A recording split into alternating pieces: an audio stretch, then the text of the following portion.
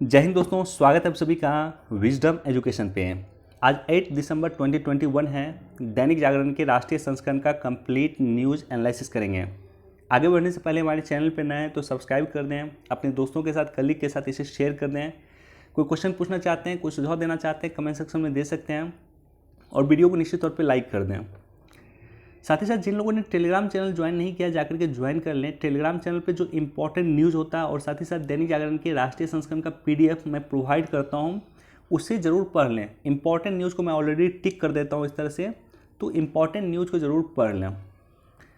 अब देखो, first page पे जो ये न्यूज़ है, ये न्यूज़ इंपॉर्टेंट है और कई महीनों से, लगभग 1.5 वर्ष से ये न्यूज़ इंपॉर्टेंट है। सरकार जो है 3 कृषि कानून लेकर आई थी। वो तीनों कृषि कानून के बारे में आपको पता होना चाहिए। तीनों ही कृषि कानून पर मैंने सेपरेट वीडियो बनाया था, आप लोग जाकर के देख सकते हैं। सरकार जो है ये तीनों ही कृषि कानून को सरकार वापस ले रही है, राइट। बावजूद इसके किसानों का संगठन अभी भी अड़ा हुआ है और वो अभी भी आंदोलन कर रहे हैं, वो अभी भी बैक नहीं हो रहा है। उनकी जो एक मांग है, वो मांग है कि आपने तीनों ही कृषि कानून वापस ले लिया, अच्छी बात है, लेकिन आप हमें MSP की गारंटी दें। MSP मतलब होता है मिनिमम सपोर्ट प्राइस। तो MSP की गारंटी देने के लिए किसान अड़े हुए, किसान संगठन अड़े हुए हैं। सरकार की कहना है कि सरकार वो एक समिति बना रही है जिसमें किसानों को शामिल करेगी, कुछ विशेषज्ञ शामिल होंगे, सरकार के लोग शामिल होंगे और वो लोग मिलकर डिसाइड करेंगे कि क्या MSP को देना चाहिए गारंटी अथवा नहीं। देखो, MSP के बारे में बेसिक इन्फॉर्मेशन आपको पता होना चाहिए। किसी दिन अगर एडिटोरियल आया तो मैं डिटेल से डिस्कस कर दूंगा MSP के बारे में। MSP का कुछ मेंस पर्सपेक्टिव से आपके लिए काफ़ी इंपॉर्टेंट है कि MSP का क्या पॉजिटिव इम्पैक्ट है, MSP का क्या निगेटिव इम्पैक्ट है, राइट। तो ये सारा का सारा पर्सपेक्टिव मेंस पर्सपेक्टिव से इंपॉर्टेंट है। एडिटोरियल कभी आया तो मैं डिटेल से इस पर डिस्कस कर दूंगा। आज मैं बेसिक जानकारी आपके साथ शेयर कर रहा हूँ MSP के बारे में। MSP का मतलब होता है मिनिमम सपोर्ट प्राइस। ये जो है उत्पादन लागत का 1.5 गुना होना चाहिए। जैसे किसानों को मान लेते हैं कि अगर गेहूं उपजाने में अगर 100 रुपये खर्च होता है तो उनको मिनिमम 150 रुपये MSP के द्वारा प्राप्त होना चाहिए। जितना उत्पादन लागत है उसका मिनिमम 1.5 गुना MSP होना चाहिए। 1964 में 1964 में पहली बार MSP दिया गया था। वनडे एग्जाम वगैरह में पूछा जाता है।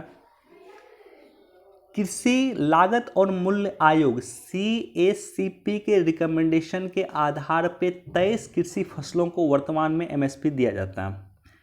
कुछ कृषि फसल की मैं डिस्कस आपके साथ कर रहा हूँ जो इस फिनेंशियल ईयर में 2021-22 के फिनेंशियल ईयर में सरकार के द्वारा घोषणा किया गया है कि वो MSP इतना रुपये देगी। तो वनडे एग्जाम में पूछा जा सकता है गेहूं का MSP कितना है वर्तमान में, 2015 रुपये, सरसों का 5050 रुपये और चना का 5230 रुपये। तो 3 MSP आप याद रख लेना जिसकी सरकार ने घोषणा इस फिनेंशियल ईयर में की है। तो बेसिक जानकारी है MSP का। बाकी यहाँ पे जो ये पार्ट है, इस पार्ट को एक बार आप लोग देख लेना। बाकी कभी एडिटोरियल आया तो मैं डिटेल से डिस्कस कर दूंगा कि MSP का क्या पॉजिटिव इम्पैक्ट है, क्या निगेटिव इम्पैक्ट है, क्यों सरकार ने अभी तक MSP किसानों को नहीं दिया था। बाकी फर्स्ट पेज पे एक न्यूज़ ये है। अब देखो, ये इंपॉर्टेंट क्यों है? ये इंपॉर्टेंट इसलिए है कि अभी 2+2 की वार्ता हुई है और 2+2 की वार्ता में जो हुई है तो उसमें डिसाइड किया गया है कि जो रशिया के सुदूर पूर्व का क्षेत्र है, व्लादिवोस्तोक समिट भी हुआ था 2019 में। हमारे देश के प्राइम मिनिस्टर मोदी जी वहाँ पे पार्टिसिपेट किए थे। रूस का जब आप मैप देखोगे तो इस तरह का कुछ मैप है, ऐसे करके यहाँ पे एक्सटेंशन, ये वाला जो पार्ट है ये अमेरिका के साथ लगभग लगता है यहाँ पे। तो ये वाला जो पार्ट है यानी सुदूर पूर्व का जो क्षेत्र है रूस का, चूँकि रूस बहुत बड़ा देश है, राइट, उसका एरिया बहुत बड़ा देश है, एरिया में सबसे बड़ा देश है रूस। तो रूस का जो पूर्वी क्षेत्र है अभी तक डेवलप नहीं हुआ। रूस का जो पश्चिमी रूस है, बेसिकली जो राजधानी वगैरह यहीं पे है, पश्चिमी रूस जो है यूरोप का पार्ट है, राइट। रूस का जो पश्चिमी पार्ट है, रूस की जो राजधानी मॉस्को वगैरह है वो यूरोप का पार्ट है, लेकिन रूस का जो पूर्वी पार्ट है वो एशिया का पार्ट है जो अभी तक डेवलप नहीं हुआ। तो इसकी डेवलपमेंट के लिए प्राइम मिनिस्टर मोदी 2019 में विजिट किए थे वहाँ पे और भारत ने घोषणा किया था कि भारत वहाँ पे डेवलप करेगा, भारत वहाँ पे इन्वेस्टमेंट करेगा। और ये एक बार फिर से भारत सरकार ने इसको लेकर के कहा है कि भारत फिर से व्लादिवोस्तोक जो सिटी है वहाँ पे, जो सुदूर पूर्व का पार्ट है रूस का, उसको डेवलप करेगा। बाकी इसको एक बार आप लोग देख लेना।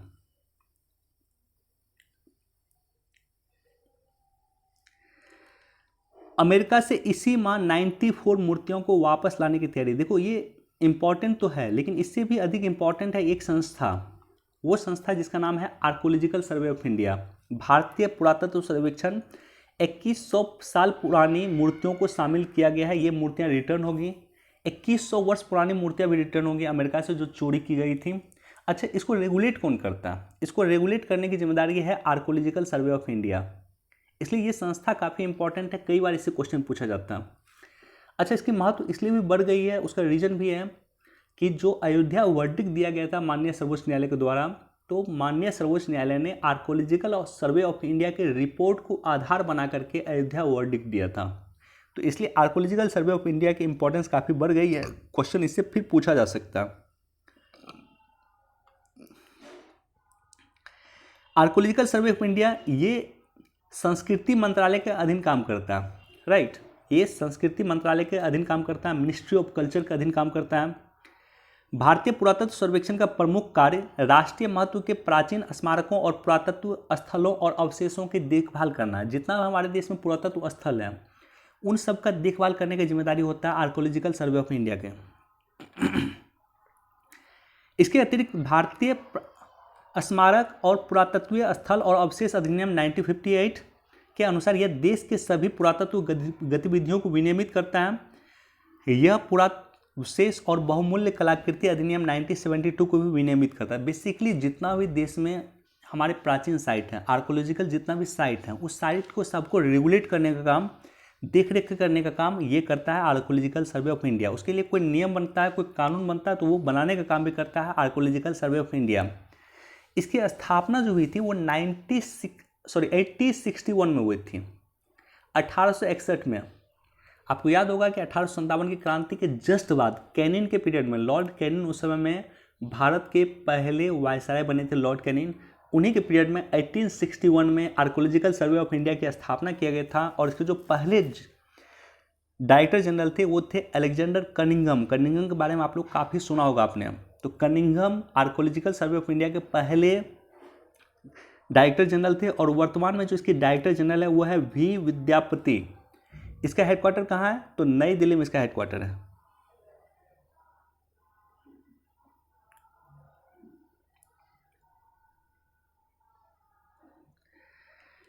देखो ये टॉपिक काफ़ी इंपॉर्टेंट है, सहकारी समिति। देश में सहकारी समिति के जो इम्पोर्टेंस है उसके महत्व को समझा जा रहा है सरकार के द्वारा।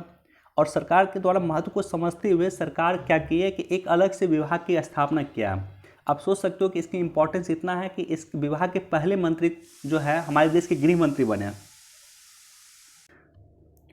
तो हमारे देश के गृह मंत्री को सहकारी मंत्रालय का जो है पहला मंत्री बनाया गया। अब देखो ये जो जितने भी सहकारी समिति है उसको कंप्यूटराइजेशन किया जा रहा है। सहकारी समिति में एक दिन मैं अलग से लेक्चर लेकर आऊँगा, उसमें मैं डिटेल से डिस्कस कर दूंगा कि सहकारी समिति की शुरुआत कब से हुई है, उसका इंपॉर्टेंस क्या है, उसका सिग्निफिकेंस क्या, और वर्तमान में सरकार को क्यों लगता है कि सहकारी समिति के महत्व को बढ़ाते हुए हम 2024 तक $5 ट्रिलियन की इकॉनमी बन सकती है। निश्चित तौर पर सरकार का टारगेट है $5 ट्रिलियन इकॉनमी बनना, 2024 हमारा टारगेट है। और इसको बनने के लिए सहकारी समिति के महत्व को सरकार स्वीकार कर रही है। तो इस टॉपिक पे कभी भी आपको नोट्स वगैरह मिले तो इस पे एक अलग से आपको नोट्स बनाना चाहिए। टॉपिक पे अलग से नोट्स बनाना चाहिए, क्योंकि इसकी शुरुआत इसी वर्ष हुई है। सहकारी समिति की शुरुआत इसी वर्ष, सहकारी मंत्रालय की शुरुआत इसी वर्ष हुई है, राइट।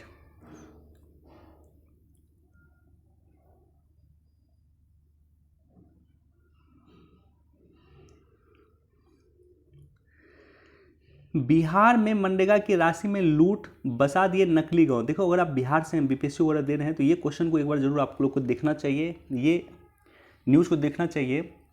बिहार के 4 जिला है, सिवान, मुजफ्फरपुर, दरभंगा और जमुई में मनरेगा में फर्जीवाड़ा हुआ है। और मनरेगा में फर्जीवाड़ा नॉर्मल है, होता ही रहता है, लेकिन पहली बार इस तरह से मैं देख रहा हूँ कि एक नकली गाँव बना दिया गया मनरेगा के माध्यम से। कागज़ों पर एक गाँव बना दिया गया और कागज़ों पे जॉब काट दिया गया और पैसा वसूला गया। निश्चित तौर पे भ्रष्टाचार हुआ है इसमें काफ़ी, और वो भयंकर भ्रष्टाचार हुआ है, राइट। बाकी मनरेगा आपके लिए इंपॉर्टेंट है। मनरेगा को लेकर के सरकार अधिक कॉन्शियस है। आपने देखा होगा कि कोरोना के समय में मनरेगा की राशि बढ़ाई गई है। इस फाइनेंशियल ईयर में मनरेगा की राशि आई थिंक 72,000 करोड़ रुपये सरकार ने इस फाइनेंशियल ईयर में मनरेगा के लिए सरकार ने दिया है।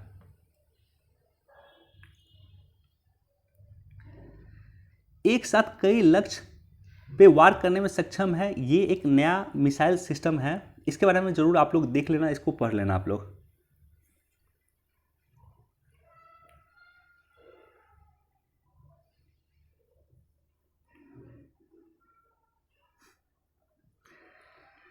जैविक युद्ध का सामना करने के लिए तैयार रहे देश। देखो कोरोना जो है एक जैविक हथियार है, कई सारे विशेषज्ञ कह चुके हैं कोरोना जो है एक जैविक हथियार है, यानी इसको आर्टिफिशियल रूप से बनाया गया था, चीन के द्वारा इसे आर्टिफिशियल रूप से बनाया गया था। और वर्तमान में जिस तरह से ओमिक्रॉन वर्तमान में फिर से चर्चा हो रही है, ओमिक्रॉन नया वेरिएंट आ चुका है, तो इससे हमें सचेत रहने की ज़रूरत है। आने वाले समय जो वारफेयर होगा वो जैविक वार हो सकता है, राइट। आपने देखा होगा एक वायरस के माध्यम से पूरे विश्व को परेशान कर दिया, पूरे विश्व की अर्थव्यवस्था चौपट हो गई है एक सिर्फ वायरस के कारण। तो आप समझ सकते हो कि जैविक युद्ध का कितना बड़ा इम्पैक्ट होगा। तो इससे बचने की ज़रूरत है और उसके लिए विश्व के देशों को मिलकर काम करने की ज़रूरत है। ये अकेला कोई देश काम नहीं कर सकता। मुझे याद है कि कोरोना वायरस जब आया था उससे कुछ दिन पहले, उससे लगभग 6 महीने पहले में विल गेट्स ने एक लेक्चर दिया था और उन्होंने डिस्कस किया था कि हमें जैविक युद्ध से बचने के लिए सभी देशों को मिलकर काम करने की ज़रूरत है।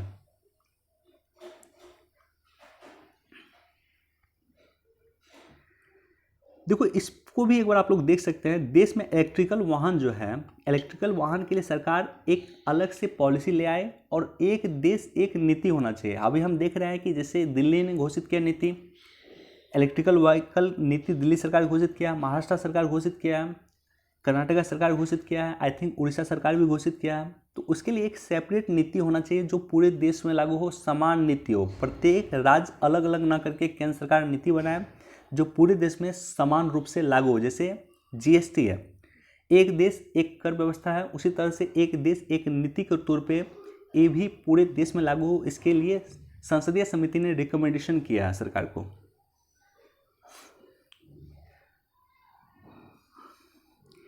एडिटोरियल सेक्शन में आज कोई इंपॉर्टेंट एडिटोरियल हमारे पास नहीं है, तीनों ही एडिटोरियल में कोई इंपॉर्टेंट नहीं है हमारे पास।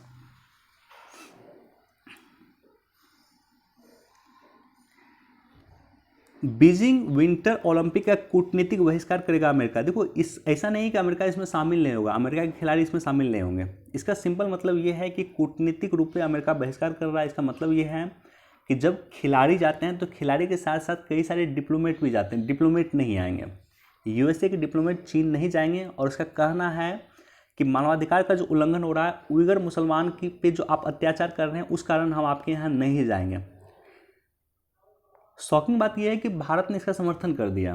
भारत ने जो है विंटर ओलंपिक का समर्थन कर दिया था। आरआईसी की मीटिंग हुई थी, आज से कुछ दिन पहले में आरआईसी की मीटिंग हुई थी। आरआईसी 3 देश का समूह है, एक रशिया है, इंडिया और चाइना।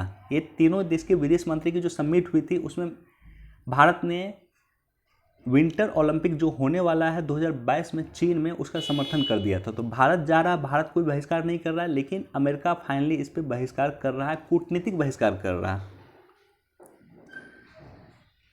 यूएई में हफ्ते में 4.5 दिन काम होगा, राइट, 4.5 दिन काम होगा। देखो यूएई एक ऐसा देश है जो सबसे अधिक मुस्लिम वर्ल्ड में सबसे अधिक रिफॉर्म्स करने वाला देश मुझे लग रहा है यूएई। फर्स्ट ऐसा देश है जिन्होंने मार्स मिशन भी लॉन्च किया। तो काफ़ी रिफॉर्म्स यूएई कर रहा है और यूएई के साथ भारत का बहुत अच्छा संबंध है, राइट।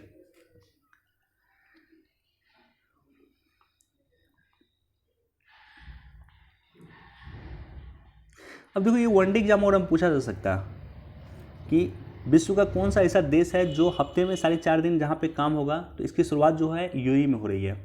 मेंस पर्सपेक्टिव से इंपॉर्टेंट है इंडिया यूएई रिलेशन, इस पर क्वेश्चन पूछा जा सकता है, या India Arab world relation, right. तो उस पर मेंस पर्सपेक्टिव से क्वेश्चन पूछा जा सकता है।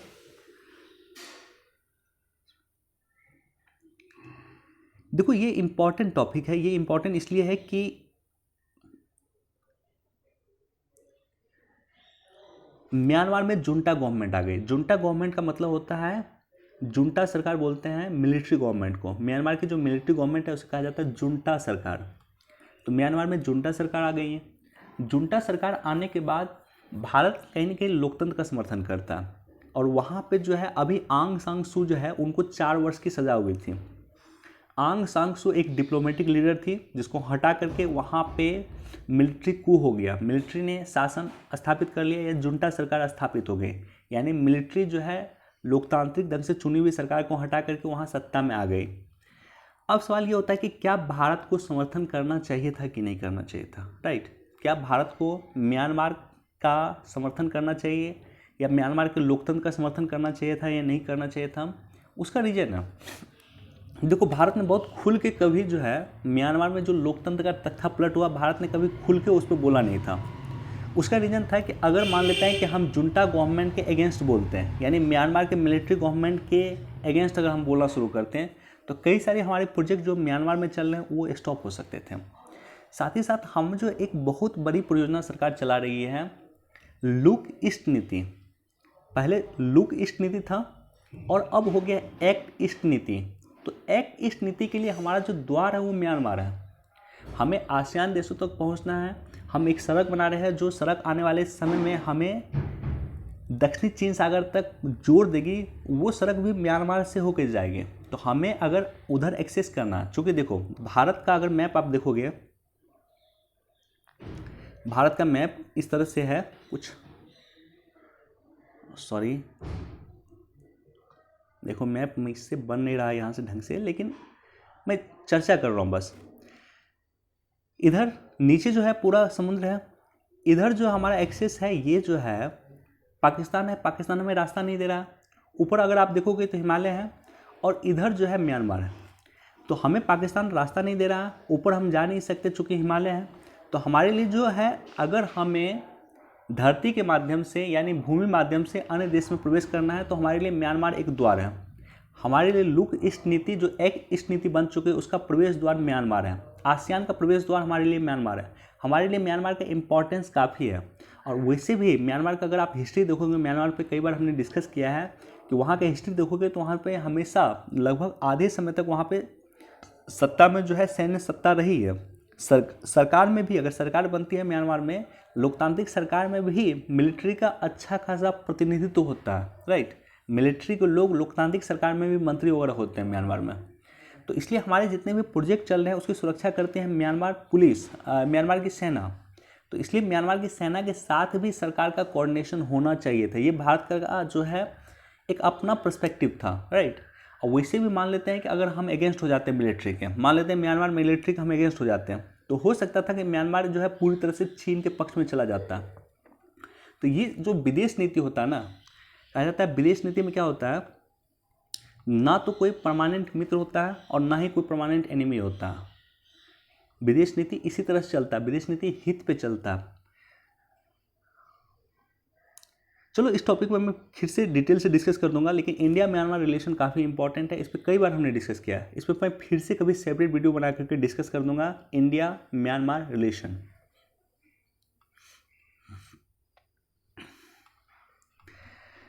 चलिए आज हमारे पास इतना ही न्यूज़ था। वीडियो देखने के लिए आप सभी का धन्यवाद। Thank you so much. Please do like share and subscribe.